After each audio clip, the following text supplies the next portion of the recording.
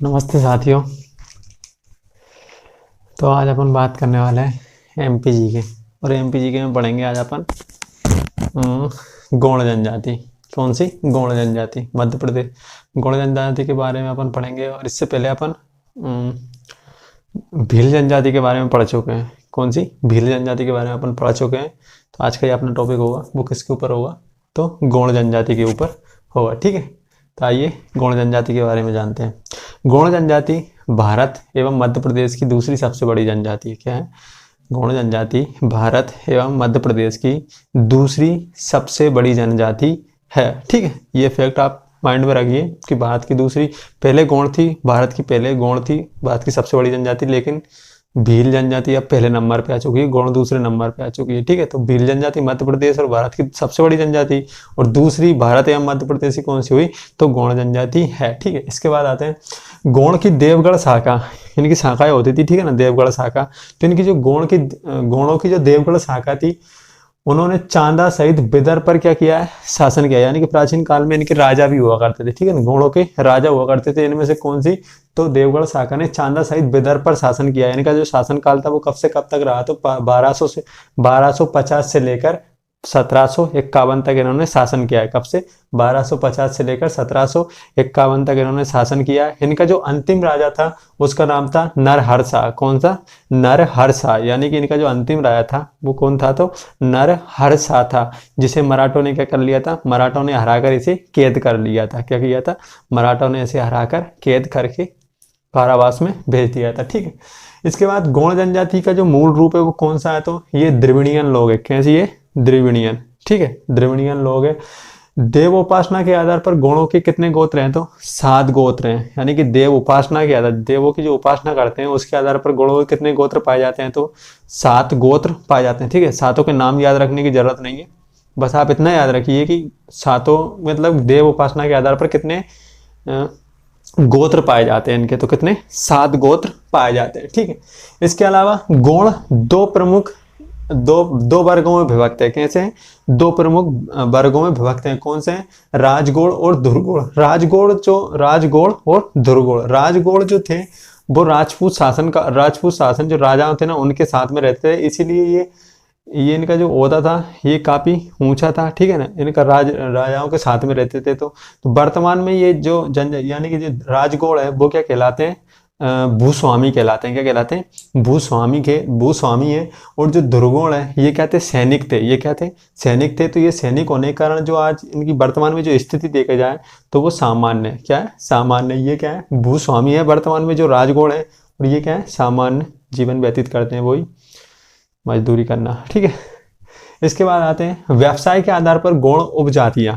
कौन सी? व्यवसाय यानी कि काम के आधार पर गौड़ों की उपजातियां कौन कौन सी हैं? तो ओजा, प्रधान, कोयला भूतिस, कौन सा? कोयला भूतिस, सोलास और हगरिया, ये इनकी उपजातियां हैं। काम के आधार पर इनके काम देख लेते हैं। ठीक है, मैंने लिखा है एक तरफ नाम और एक तरफ काम। ठीक है, ओझा कौन है? तो ओझा गौड़ों में तांत्रिक या पंडिताई करते हैं। क्या करते हैं? ओझा जो है वो गौड़ों के तांत्रिक हैं। ठीक है, तांत्रिक विद्या और पंडिताई कर्म है इनका। ठीक है, इसके बाद प्रधान। कौन सा? प्रधान कौन कहलाता है? तो प्रधान का काम क्या है? वो एक पुजारी है। क्या है?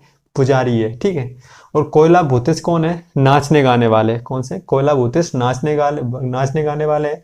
जबकि सोलास कौन है? तो बढ़ईगिरी का काम करने वाला। कौन सा? बढ़ईगिरी का काम करने वाला। जबकि अगरिया कौन है? तो लोहारगिरी करता है। ये क्या करता है? लोहारगिरी करता है। कौन? ओझा गौड़ों में तांत्रिक एवं पंडिताई कर्म करता है। प्रधान कौन करता है?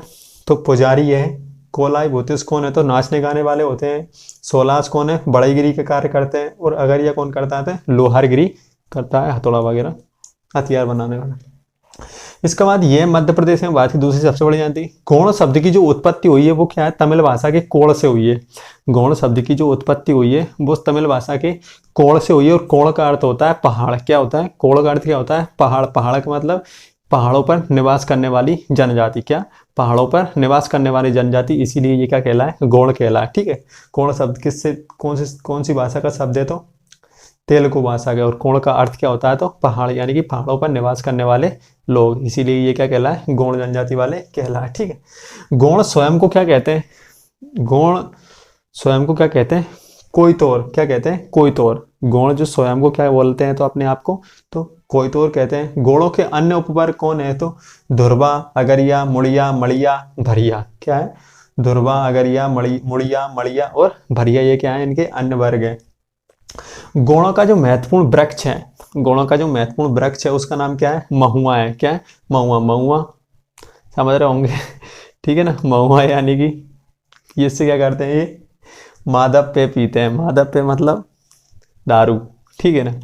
मादक पेय महुए से बनती है ना, महुए। तो मादक पेय पीते हैं, तो इनका महत्वपूर्ण वृक्ष कौन सा है? महुआ है। पूजनीय वृक्ष कौन सा है इनका? तो पीपल है। महत्वपूर्ण पेय क्या है? बेईज है, पेईज है, सॉरी, क्या है? पेईज। पेईज किससे बनता है? तो चावल, मक्का और कुटकी से बनता है। क्या? चावल, मक्का और कुटकी से बनता है। क्या है? ये इनका महत्वपूर्ण पेय है। महत्वपूर्ण पेय है जो कि इसका नाम क्या है? पेईज है, ठीक है। गौणों के नृत्य कौन कौन से हैं? तो गौणों के नृत्य, ठीक है, एक ये अब छूट गया है। गौणों का जो मुख्य भोजन है, मुख्य भोजन जो है वो क्या है? कोदो का भात। क्या होता है? कोदो का भात। गौणों के 7 पारंपरिक पर्व होते हैं। क्या है? गौणों के 7 पारंपरिक पर्व होते हैं। उनमें कौन कौन से हैं? तो बिंदरी, बकपंती, हरडिली, ठीक है, नवारवानी, कौन सी? नवारवानी, जवारा, मड़ई और छेड़ता। क्या है? जवारा, मड़ई और छेड़ता। कौन कौन से? बिंद्री, बकपंती, हरडिली, नवारवानी, जवारा, मड़ई और छेड़ता, ये क्या है? इनके प्रमुख पर्व हैं। तो गौण जनजाति भी हिंदू धर्म से ही, हिंदू समाज यानी कि हिंदू धर्म से ही क्या रखती है? ताल्लुक रखती है। इसीलिए ये गौण हिंदू धर्म में जो है ना, मुख्य रूप से हिंदू धर्म के ही देवी देवता इनके रहते हैं। तो हिंदू धर्म से थोड़े बहुत ही अलग रहते हैं, यानी कि जो पर्व वर्व वगैरह जो बनाते हैं वो भी हिंदू से ही बनाते हैं, हिंदू धर्म के। जैसे कि मान लीजिए दीपावली, नवरात्रि, ठीक है ना, होली, सावन, ये सब इनमें ये मनाते भी हैं, ठीक है। एक मतलब हिंदुओं से ज्यादा इनका लगा रहा है हिंदू के प्रति, ठीक है। गौणों के नृत्य कौन कौन से हैं? तो कर्मा, सेला, भड़ोनी, सुआ, एवालोत तोर। कौन सा? एवाल तोर, सॉरी, कौन सा है? एवाल तोर। सजनी, दीवानी। कौन सी? सजनी।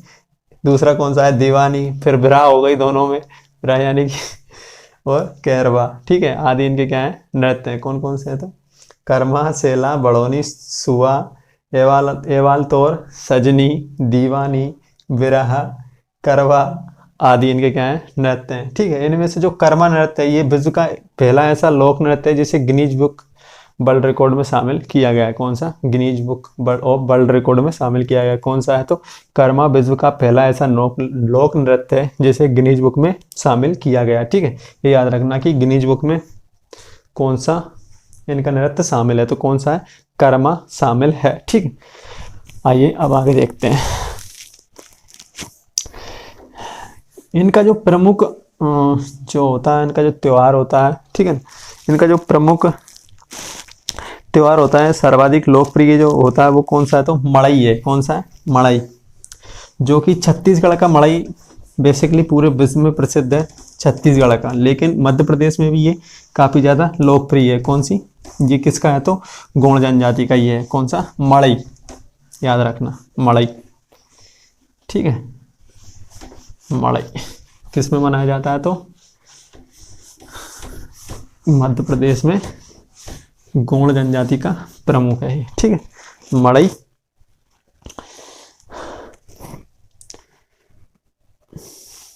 और लोकप्रिय है, ठीक है। ये मंडला क्षेत्र में भी, छत्तीसगढ़ की मड़ई क्या है? छत्तीसगढ़ की ये एक त्योहार है इनका, ठीक है। तो मड़ई इनकी प्रमुख है जो कि छत्तीसगढ़ की ज्यादा फेमस है। कौन से? छत्तीसगढ़ की क्या है? ज्यादा फेमस है। लेकिन मध्य प्रदेश में भी ये काफी ज्यादा फेमस है, मध्य प्रदेश में, ठीक है। मड़ई, ठीक है। मड़ई में मंडला क्षेत्र में ये काफी ज्यादा फेमस है। कौन सा? मंडला क्षेत्र, इसका याद रखना, ठीक है। तो मड़ई किससे संबंधित है? बस ये याद रखना, मड़ई किससे संबंधित है? तो गौण जनजाति से संबंधित है, ठीक है। नेक्स्ट लिखिए, इनके प्रमुख देवता। क्या? प्रमुख देवता,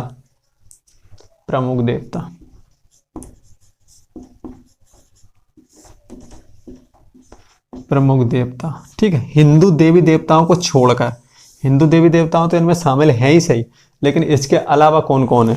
तो इसके अलावा है बड़ा देव। क्या? बड़ा देव, इसे सृजन शक्ति भी कहते हैं। क्या कहते हैं? सृजन शक्ति,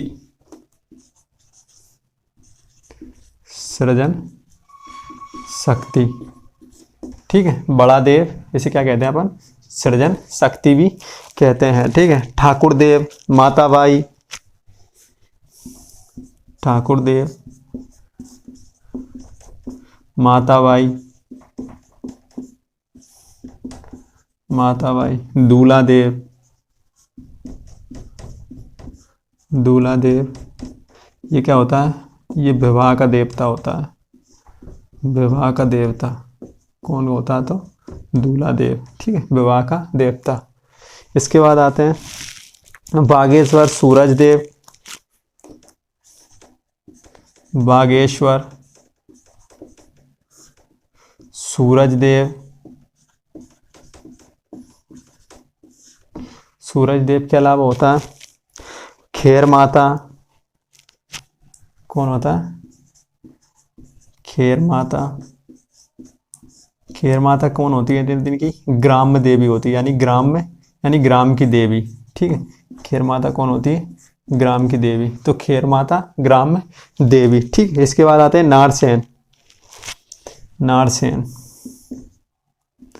नारसेन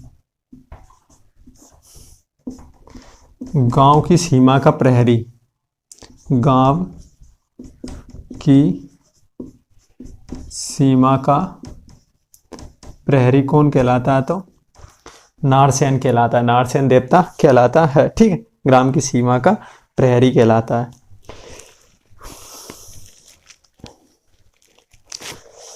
ठीक है, इसके आगे लिखिए इनका जो पंचायत है, पंचायत में क्या काम है इनका, तो पंचायत में जाति पंचायत जो मुकद्दम, कौन, मुकद्दम, मुकद्दम,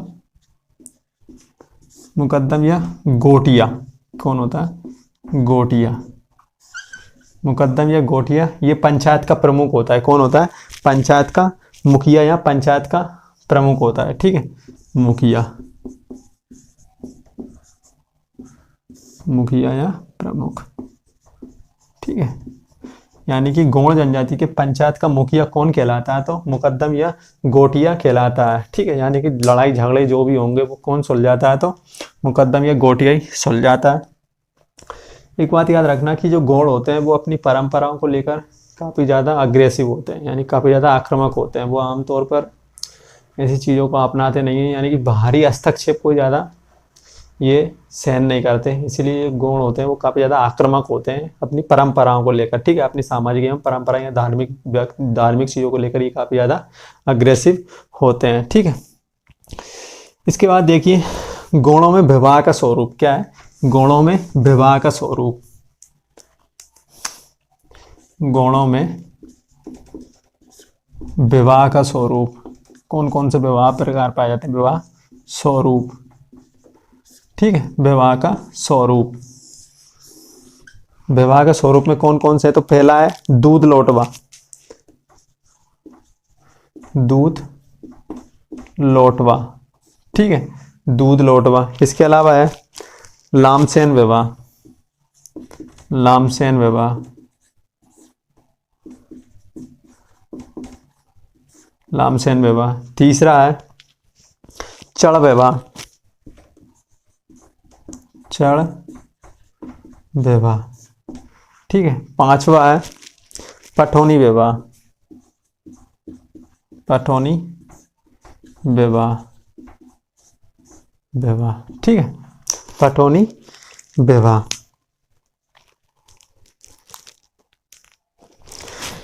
इसमें क्या होता है, पठौनी विवाह में क्या होता है, दुल्हन